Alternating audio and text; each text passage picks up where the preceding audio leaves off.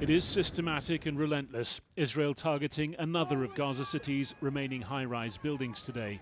Al Ghafari Tower was the tallest, once home to media organizations. Every potential high vantage point being removed before Israel begins its promised ground invasion into the city. It followed an evacuation order.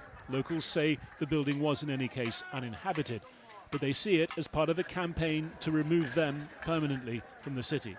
Our message to Netanyahu, says this man, is we will not relocate. We will remain steadfast in Gaza, even if you destroy the houses over our heads. Others, though, in their tens of thousands, are leaving. In January, at the start of the ceasefire, they'd been pulled north along this same coast road by hope. Now they're driven south by fear. Rafiq says what he's carrying right now is all he has in the world. Today there is an Arab summit in Doha. We ask them to look on us mercifully. We are a people who are being exterminated.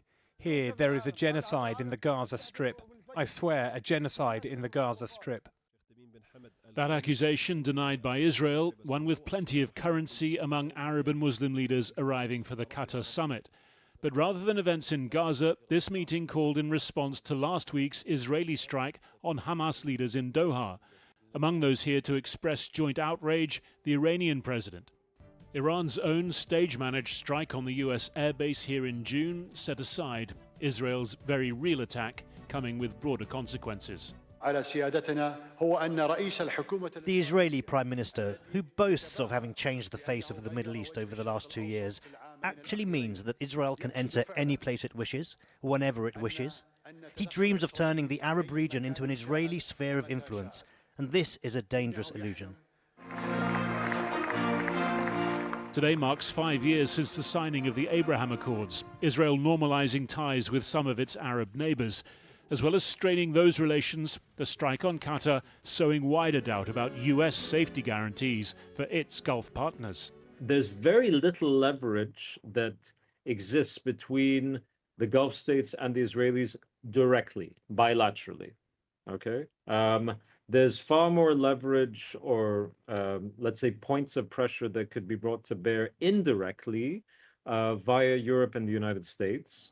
For now, though, little sign of such leverage in action. The US Secretary of State in Jerusalem today with the Israeli Prime Minister. America has no better ally than Israel.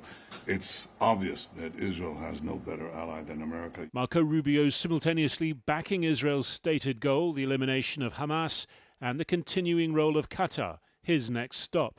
What role can Qatar play possibly in reaching an outcome here that leads not just to the end of this hostilities, not just to the release of all of the hostages, both living and deceased, not just the disarmament and elimination of Hamas, but also a better future for the people of Gaza. But the people of Gaza remain mired in an endless present. Here they mourn members of 2 families killed in their tents overnight. At once a defining day of new grief and another day of accumulating destruction and death in Gaza.